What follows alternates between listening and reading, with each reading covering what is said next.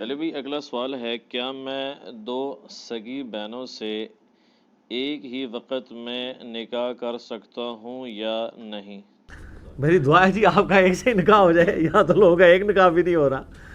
تو اب جو بیچارے کنوارے سنیں گے وہ کہیں گے یار دو سے اکٹھا نکاح، تو وہ تو ہمارا تو ایک سے بھی نہیں ہو رہا۔ دو بہنوں سے اکٹھا نکاح قرآن نے حرام قرار دے دیا۔ دیکھیں سورۃ النساء کی جو آیت نمبر ہے نا 24، جو پارہ نمبر 4 کی آخری آیت ہے، اس میں نا محرمات ابدیہ اللہ تعالیٰ نے بیان کر دی ہیں، ایسے رشتے جو ہمیشہ کے لیے اللہ تعالیٰ نے حرمت والے قرار دے دیے ہیں نکاح کے پوائنٹ آف ویو سے، کہ ان کے ساتھ اب نکاح نہیں ہو سکتا۔ اس میں آپ دیکھیں کون کون سے رشتے ہیں جو اللہ تعالیٰ نے بیان کیے ہیں، پارہ نمبر 4 کے بالکل اینڈ پہ جا کے آیت نمبر 23 ہے جی، 24 نہیں ہے 23۔ اعوذ باللہ من الشیطان الرجیم، حرمت علیکم امہاتکم، حرام کر دی گئی ہیں تم پر تمہاری مائیں۔ ماں سے کسی کی شادی نہیں ہو سکتی، نکاح نہیں ہو سکتا۔ وبناتکم، اور تمہاری بیٹیاں، واخواتکم، اور تمہاری بہنیں،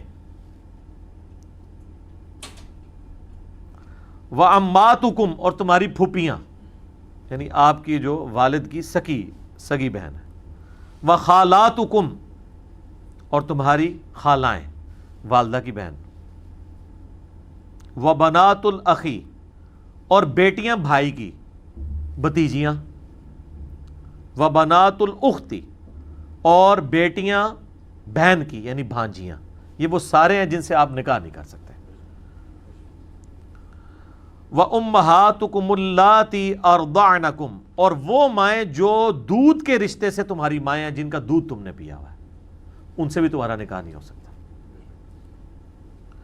وَأَخَوَاتُكُمْ مِنَ الرَّضَاعَةِ، اور جو رضاعت کے رشتے میں تمہارے بہن بھائی بن چکے ہیں نا، یعنی جس عورت کا تم نے دودھ پیا ہے نا، اس کی جتنی بھی اولاد ہے نا، اس سے تمہارا اب نکاح نہیں ہو سکتا۔ وَأُمَّهَاتُ نِسَائِكُمْ، اور تمہاری بیویوں کی جو مائیں ہیں نا، ساس، وہ بھی آپ کے اوپر ہمیشہ کے لیے حرام ہے، چاہے آپ کی بیوی مر بھی جائے، آپ اپنی ساس کے ساتھ شادی نہیں کر سکتے۔ اس میں پھر اختلاف ہے کہ کہیں پہ نکاح ہوا تھا، رخصتی سے پہلے طلاق ہو گئی، تو اب کیا ایسی عورت کی ماں کے ساتھ شادی ہو سکتی ہے؟ تو صحابہ کی اکثریت کہتی ہے کہ نہیں، جس عورت سے ایک دفعہ بھی آپ کا نکاح ہو گیا، چاہے آپ نے اس سے ازدواجی تعلق قائم کیا یا نہیں کیا، رخصتی ہوئی یا نہیں ہوئی، اب اس کی ماں آپ کے اوپر ہمیشہ کے لیے حرام ہے۔ کیونکہ قرآن میں یہ الفاظ جو تھے نا، اس سے بعض لوگوں نے اجتہاد کیا، وہ آگے الفاظ آ رہے ہیں، وَرَبَائِبُكُمُ اللَّاتِي فِي حُجُورِكُم مِّن نِّسَائِكُمْ، اور ایسی عورتیں ہیں جن سے تم شادی کر چکے ہو، ان کی جو بچیاں ہیں جو پہلے خامن سے تھی، وہ بھی تمہارے لیے حرام ہے، وہ تمہاری بیٹیوں کی مانند ہے۔ اللَّاتِي دَخَلْتُم بِهِنَّ، بشرطے کہ تم نے ان کے ساتھ ازدواجی تعلق قائم کر لیا ہو۔ تو یہ جو ہے نا کہ ایسی عورت جس سے آپ انٹر کورس کر لیں، اب بس اس کے بعد اس کی جو اولاد ہے نا، چاہے وہ آپ کی شادی سے پہلے کسی اور خامن سے تھی، یا آپ نے اس کو چھوڑ دیا اور وہ کہیں اور شادی کرتی ہے اور اس سے کوئی اولاد ہوتی ہے، وہ ہمیشہ کے لیے آپ پہ حرام ہوگی۔ تو یہ دخل تم بہن کا تعلق اس کے ساتھ ہے، لیکن بعض لوگ کہتے ہیں اگر ہم اسے پیچھے لے جائیں نا، ساس کے کیس میں، کہ ایسی عورتیں جن سے تم انٹر کورس کر چکے ہو، ان کی مائیں تم پر حرام ہے، لیکن یہ اس کے ساتھ بیٹھتا نہیں ہے، وہ بالکل الگ چیز ہے۔ تو صحابہ کرام بہرحال اس کو، چونکہ صحابہ دین میں حجت ہیں قرآن سمجھنے کے اعتبار سے، وہ اس کو حلال نہیں سمجھتے تھے، چاہے ازدواجی تعلق قائم کیا یا نہیں کیا، وہ کہتے تھے جو ایک دفعہ جس پہ آپ کی بیوی کے طور پہ نام بولا گیا، چاہے رخصتی ہوئی ہے یا نہیں ہوئی، نکاح ہو گیا، اب اس کی ماں کے ساتھ آپ شادی نہیں کر سکتے، وہ ساس ہمیشہ کے لیے حرام ہے۔ فَإِن لَّمْ تَكُونُوا دَخَلْتُم بِهِنَّ فَلَا جُنَاحَ عَلَيْكُمْ، ہاں اگر تم نے ان کے ساتھ ازدواجی تعلق قائم نہیں کیا اپنی بیویوں کے ساتھ تو پھر ان کی ماؤں کے ساتھ تمہارا ان کی اس اولاد کے ساتھ نکاح ہو سکتا ہے جو اگلے خاوندوں سے تھی، جو پہلے گزر چکے. ساس کا معاملہ اس میں نہیں. وَحَلَائِلُ أَبْنَائِكُمُ الَّذِينَ مِنْ أَصْلَابِكُمْ وَأَن تَجْمَعُوا بَيْنَ الْأُخْتَيْنِ، اور جو یعنی تمہارے بیٹے ہیں ان کی بیویاں، جو صلبی تمہاری اولاد ہے ان کی بیویاں بھی تم پہ ہمیشہ کے لیے حرام ہے. کوئی شخص اپنی بہو کے ساتھ شادی نہیں کر سکتا، چاہے اس کو طلاق دے دی ہو اس کے خاوند نے، چاہے اس کا وہ بیٹا مر گیا، یہ نہیں ہو سکتا. وَأَن تَجْمَعُوا بَيْنَ الْأُخْتَيْنِ، اور یہ بھی حرام ہے کہ دو بہنوں کو ایک نکاح میں جمع کرو. جو آپ کا سوال یہ آخر میں آیا ہے، یہ جتنے محرمات کا ذکر ہوا آخر میں یہ اِلَّا مَا قَدْ سَلَف، سوائے اس کے جو پہلے ہو چکا. یعنی پہلے اگر یہ گناہ کیا تو توبہ کرو. اس کا یہ مطلب نہیں کہ اگر پہلے کسی نے کیا ہوا ہے تو وہ اب وہ رکھے گا، نہیں. اسلام میں جب 4 شادیوں کا حکم آیا نا تو جس نے پہلے 4 سے زیادہ کی تھی تو انہوں نے 4 سے اوپر والی سارے ان کو چھوڑ دیا. یہ نہیں ہے کہ وہ اب اسی طریقے سے چلتا رہے گا، نہیں، فوراً سے پہلے اس میں رجوع کرنا ہوگا. ان اللہ کان غفور رحیم، بے شک اللہ تعالیٰ بخشنے والا مہربان ہے. تو اب آپ یہ ذرا گننا شروع کریں کہ کتنے حرمت والے رشتے ہیں. نمبر 1 مائیں، نمبر 2 بیٹیاں، نمبر 3 بہنیں، نمبر 4 پھوپھیاں، نمبر 5 خالائیں، نمبر 6 بھتیجیاں، نمبر 7 بھانجیاں، نمبر 8 رضائی دودھ کے رشتے سے مائیں، نمبر 9 ان ماؤں کی جو اولاد ہے جو دودھ کے رشتے سے آپ کے بہن بھائی ہیں، نمبر 10 ساس سے ہمیشہ کے لیے نکاح حرام ہے، چاہے رخصتی آپ کی اس کی بیٹی کے ساتھ شادی کے بعد ہوئی یا نہیں ہوئی. یہ 10 ہو گئیں. نمبر 11 وہ عورتیں جو آپ کے نکاح میں ہیں ان کی جو اولاد پہلے جو خامند گزر چکے ہیں نا ان سے ہے، بشرطے کہ اس عورت کے ساتھ آپ نے ازدواجی تعلق قائم کیا. اور پھر ساتھ آیا کہ اگر ازدواجی تعلق قائم نہیں کیا، صرف نکاح ہی ہوا تھا اور طلاق ہو گئی تو ان کی اس پچھلی والی اولاد کے ساتھ آپ شادی کر سکتے ہیں. اور نمبر 12 آپ کی بہو جو آپ کے صلبی بیٹوں کی بیویاں ہیں وہ بھی ہمیشہ کے لیے آپ کے اوپر حرام ہے. اور نمبر 13 یہ بھی حرام ہے کہ 2 بہنوں کو ایک نکاح میں اکٹھا کیا جائے. 13 حرمت والے رشتے آئے ہیں، بس یہ 13 رشتے ہی حرام ہیں، باقی 13 کروڑ سے زیادہ عورتیں آپ کے لیے حلال ہیں. یہ نہ ہو کسی کو ٹینشن ہو جائے کہ یہ بھی حرام ہے تو بچہ کیڑا ہے. صرف 13 ہی حرام ہے، باقی سب کے سب حلال ہیں. ٹھیک ہے جی. اس میں ایک ایکسٹینشن ہے اس کی تفسیر کے طور پہ. بخاری اور مسلم میں حدیث ہے، نبی علیہ السلام نے فرمایا کہ پھوپھی اور بھتیجی کو ایک نکاح میں جمع کرنا حرام ہے، اور خالہ اور بھانجی کو بھی ایک نکاح میں جمع کرنا حرام ہے. قرآن میں تو صرف آیا تھا 2 بہنوں کا. تو اگر آپ اس کو دقت نظر سے دیکھیں نا تو وہ بالکل فٹ ان بیٹھتا ہے اس کے ساتھ. وہ رشتہ چل بھی 2 بہنیں اگر نکاح کے اندر ہوں گی تو آپ دیکھیں گے کہ وہ ان کی آپس کا جو بہنوں والا رشتہ ہے وہ بھی خراب ہو جائے گا. 2 بھائیوں کی شادی 2 بہنوں کے ساتھ ہو جائے وہ رشتے چل رہے ہوتے تو وہ ایک خاوند دے اندر 2 بہنیں آ جانتے ہو تو اتو بڑا ایٹم بم ہے. 2 بھائیوں کی شادی آپ 2 بہنوں کے ساتھ کرا دیں، یعنی وہ آپس میں ہم زلف ہوں تو وہ مصیبت بنی ہوئی ہوتے ہیں. یا بہنیں جو ہے ڈومینیٹ کر جاتی ہیں خامدوں کے اوپر، یہ خامدوں نے وہ دبا لی ہوتی ہیں. تو ایک خامد کے اندر اگر 2 بہنیں آ جائیں گی تو کیا بنے گا، کیونکہ وہ ریسورسز شیئر ہو رہے ہوں گے. اسی طریقے سے پھوپھی اور بھتیجی اگر ایک جگہ جمع ہو جائیں گے یا خالہ اور بھانجی ایک جگہ جمع ہو جائیں گے تو وہ بھی مسئلہ ہو جائے گا. بخاری و مسلم میں حدیث ہے کہ جو رشتے خون کی وجہ سے، نسب کی وجہ سے حرام ہے وہی دودھ کی وجہ سے بھی حرام ہو جائیں گے. یعنی جس طرح یہ رشتہ نسب کا ہوتا ہے نا قائم. اسی طریقے سے دودھ کے جو بھی رشتے ہوں گے نا وہ حرام ہو جائیں گے. لیکن اس میں یاد رکھیے گا, ایک بچے نے دودھ پیا کسی عورت کا تو بس اس بچے کے لیے اس عورت کی اولاد حرام ہوئی ہے, اس بچے کے بہن بھائیوں کے لیے نہیں حرام ہوئی, کیونکہ اس بچے کے بہن بھائی جو ہے نا وہ اس عورت کے بیٹے نہیں ہیں, کیونکہ انہوں نے دودھ تو نہیں پیا ہوا. وہ رشتہ یہ اکثر لوگ پوچھ رہے ہوتے ہیں کہ ادا ہو جائے گا, ادا ہو جائے گا بھائی جی. صرف وہ ایک بندے نے جو, اور وہ بھی صحیح مسلم میں حدیث ہے کہ 1 یا 2 دفعہ دودھ پینے سے نہیں, 5 دفعہ کم از کم دودھ پیا جائے مختلف اوقات میں, تب رضاعت کا رشتہ قائم ہوتا ہے. تھوڑا سا دودھ پلانے سے رضاعت کا رشتہ قائم نہیں ہوتا, 5 دفعہ کم از کم.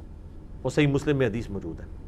اور صحیح مسلم میں حدیث ہے کہ یہ جو دودھ سے رشتہ قائم ہونا ہے یہ بھوک کی عمر تک ہے, اور اما عائشہ کہتی ہیں وہ بھوک کی عمر 2 سال ہے, جو قرآن میں آئی ہے سورۃ البقرہ میں آج ہم نے پڑھی کہ 2 سال تک یعنی دودھ پلانا ہے. تو وہ 2 سال کے اندر اگر دودھ پی لے وہ بچہ, یہ نہیں ہے کہ ایک جوان بندہ دودھ پی لے کسی عورت کا تو وہ اس کا بیٹا بن جائے گا. تسی ہس رہے ہوتے سعودی مفتی نے فتوے دیتے ہوئے نہیں دیتے. یہاں پہ ایک بھائی آئے وہ ایک عرب کنٹری سے, تو وہ کہہ رہے تھے ہمارے آفس کے اندر تو باقاعدہ انہوں نے عرب کے علماء سے, یہاں پہ بھی کئی اہل حدیث یہ کہتے ہیں, بہت کم, سارے نہیں, تو وہ کہتے ہیں انہوں نے وہ علماء عرب سے فتویٰ لے لیا تھا کہ تو ہماری جو فیمیل یہاں پہ ہیں ان کا وہ سارے آفس کولیگ نے دودھ پی لیا, وہ سارے بہن بھائی ہیں. یہ اس طرح کرنے بہن بھائی کو بن جائے گا یار. اور آج کا تو چونکہ انجیکشنز ایسے آ گئے ہیں کہ یعنی کوئی عورت اگر پریگننٹ نہ بھی ہو تب بھی اس کا دودھ اتر سکتا ہے انجیکشن کے ذریعے, شادی شدہ نہ بھی ہو. ظاہر ہے وہ ہارمونز ہیں نا, اب سائنس نے ترقی کر لی ہے نا, ہارمونز ہی اتار رہے ہیں نا آپ کے. اگر بھینسوں کو ٹیکے لگا کے خالی ٹیکہ لا کے بھی دودھ نکل آتا ہے. کیوں جی عثمان بھائی, یہ عثمان بھائی اگلے دن ایک جگہ دودھ لینے کے لیے گئے نا, تو وہ بھینسوں کو ٹیکہ لگاتے ہیں دودھ اتارنے کے لیے نا. وہ جو اس کا بچڑا وغیرہ تھا وہ مر گیا یا جو بھی ہوا, تو انہوں نے ان کو مشورہ دیا کہ اس دفعہ ٹیکہ نہیں, صرف ٹیکے لگاؤ, اس میں دوائی نہ ڈالو. تو اس نے جیسے ہی خالی ٹیکہ بھی لگایا نا تو دودھ نیچے آ گیا, اور دہشت کھا کے, پتہ نہیں عثمان صاحب تہاڈی دہشت کھا دی ہے انہیں کہ ٹیکے دی کھا دی ہے. تو وہ اس نے کہا بھائی جی تسی بڑی مہربانی کی تھی, ساڈے پیسے بچا لینے, پہلے ٹیکہ پڑنا وہ خالی سرنج ہی مارا گے 5 روپے دی, ٹھا سرنج ماری دودھ دینا شروع. میرا خیال ہے وہ شاید اس سوئی کی تکلیف یا ڈر کی وجہ سے نا دودھ اترا ہے. ویسے تو وہ جو ہے نا وہ خاص ٹیکہ ہے جو دیا جاتا ہے, اس کے اوپر میرے علیحدہ سے ایک کلپ ریکارڈڈ ہے کہ یہ ٹیکے والا دودھ جو ہے اس طریقے سے یہ ناجائز ہے, کیونکہ یہ میڈیکلی بھی غلط ہے اس دودھ جو آئے گا, اور پلس اس بھینس کو بھی جس طریقے سے یہ لاغر کر دیتے ہیں اور بعد میں اس کا پھر گوشت بھی مارکیٹ کے اندر آتا ہے. تو یہ اس مسئلے کو سمجھیں, یہ جو میں کہہ رہا ہوں نا بھتیجی اور پھپھی اور بھانجی اور خالہ کو جمع کرنا حرام ہے, یہ بخاری مسلم میں ہے. قرآن میں صرف آیا تھا 2 بہنیں.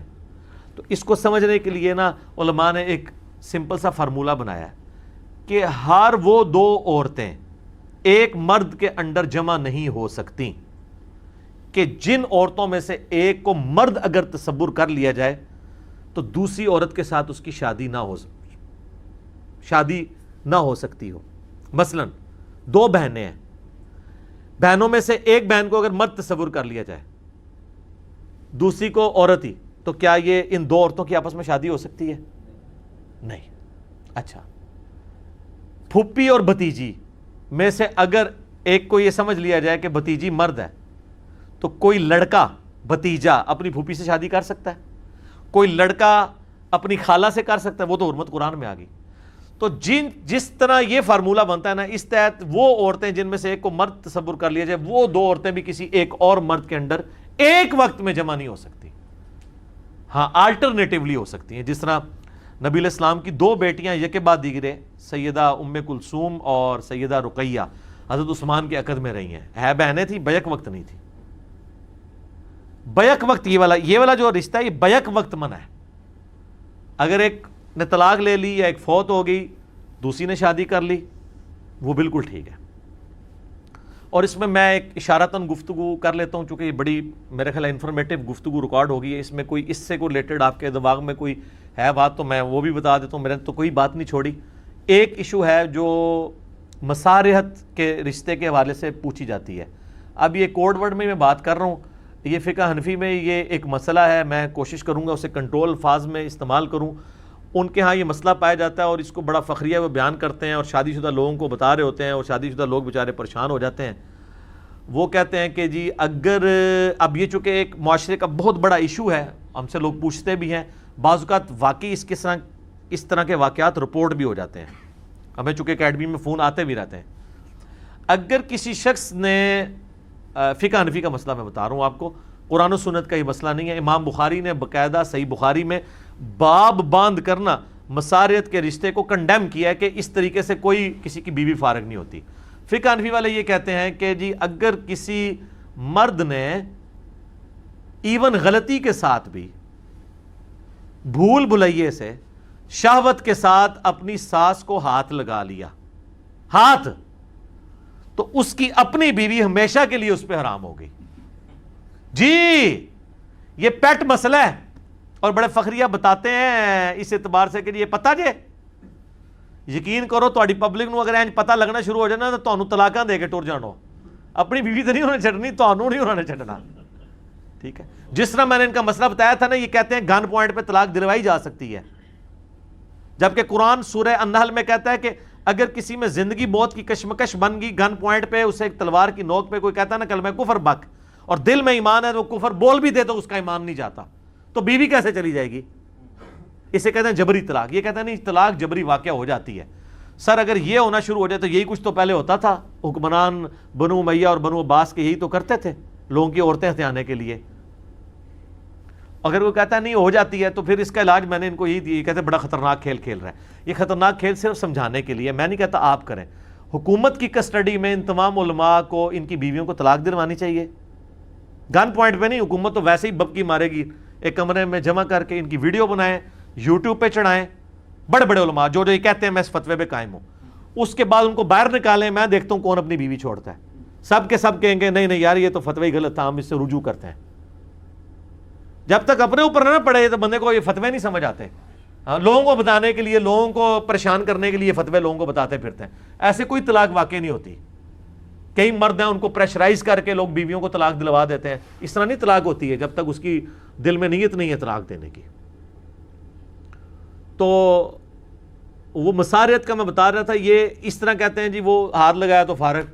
اس سے بڑی بات وہ کہتے ہیں کہ جی رات کے وقت کوئی مرد اٹھا اور غلطی سے اس کا ہاتھ اس کو نہیں پتا تھا بیوی کی بجائے اپنی بیٹی پہ پڑ گیا تو اس کی بیوی ہمیشہ کے لیے اس پہ حرام ہوگی. اس دا اگلا بھی ایک خطرناک ورژن سنو. اگر کسی سسر نے اپنی بہو کو چھو لیا شہوت کے ساتھ تو وہ بہو اس کے بیٹے پہ ہمیشہ کے لیے حرام ہوگی. وہ بیٹا بیچارہ باہر مزدوری کرنے گیا، انہوں پتہ ہی نہیں ہے. یہ صرف چھونے کی بات ہو رہی ہے سر، چھونے کی. اسی طریقے سے کسی داماد نے اپنی ساس کو شہوت کے ساتھ چھو لیا، صرف چھو لیا، تو اس کی اپنی بیوی اس کے اوپر حرام ہوگی. اس طرح نکاح فاسد نہیں ہوتے، نہ طلاق ہوتی ہے. لیکن یہ سارے کے سارے اعمال جو ہیں یہ انتہائی کبھی اور عذاب کا مستحق ہے اگر کوئی یہ کرتا ہے. یہ زنا کے مترادف ہیں. جو بخاری مسلم میں حدیث ہے کہ ہاتھ بھی زنا کرتے ہیں، زبان بھی زنا کرتی ہے، آنکھیں بھی زنا کرتی ہیں، پاؤں بھی زنا کرتے ہیں، شرمگاہ اس کی تصدیق کرتی ہے. یہ اس طریقے سے کام کرنا، یہ میں اس کام کو سپورٹ نہیں کر رہا، یہ ذہن میں رکھیے گا. لیکن اس کام کی وہ جو سزا بتا رہے ہیں نا، وہ میں کہہ رہا ہوں یہ اس لیول کا جرم نہیں کہ اس کے ساتھ یہ کیا جائے. ٹھیک ہے نا؟ تو تعزیرن آپ جو کچھ کرنا چاہتے ہیں. ویسے تو جب کوئی اس طرح کے واقعات تو اس طرح کو پبلکلی تو نہیں بتاتا نا. اور بعض اوقات کوئی عورتیں بھی ایسی ہوتی ہیں کہ وہ ان کی نہیں اپنے سسر کے ساتھ یا ساس کے ساتھ بن رہی ہوتی، وہ جھوٹا بلیم لگا کے بھی علیحدہ مکان لینے کے لیے بھی اس طرح کی حرکتیں کر دیتی ہیں. اور بعض اوقات جینون کیس بھی ہوتا ہے. لیکن یہ مساریت کا چونکہ لوگ پوچھتے تھے تو مجھے بڑی دفعہ میرے اسٹوڈنٹ نے کہا یہ سوال اتنا آتا ہے تو اس کو کہیں بریف کریں. تو اب چونکہ یہ ایک محرمات ابدیہ ڈسکس ہو رہے تھے، اس کے کانٹیکسٹ میں نے اسے ڈسکس کیا. میں اس پہ کوئی بےہودہ قسم کا وہ تھامنیل بنا کے اسے اپلوڈ نہیں کرواؤں گا. کنٹرول الفاظ کے اندر ہی یعنی جو ہے نا اس کو کریں گے، میسیج بھی پہنچ جائے تاکہ آندہ کے لیے اگر کسی نے اس کو ایز اے ریفرنس لینا ہے تو اس میں کوئی دلیل کیا ہے. دلیل سب سے بڑی ہے کہ ہمارے سلف میں سے امام بخاری نے صحیح بخاری میں یہ تمام باتیں لکھ کے اس کا رد کیا ہے. اچھا وہ کہیں گے یہ تو امام بخاری کا اوپینین ہے تو کوئی دلیل دیں. دلیل تو آپ نے دینی ہے اپنی چول کی. ہماری دلیل تو یہ قرآن ہے کہ محرمات ابدیہ ہیں، آیت نمبر 23 سورہ نساء میں 13، اور اسی میں سے آخری کی ایکسٹینشن میں 2 بخاری مسلم میں۔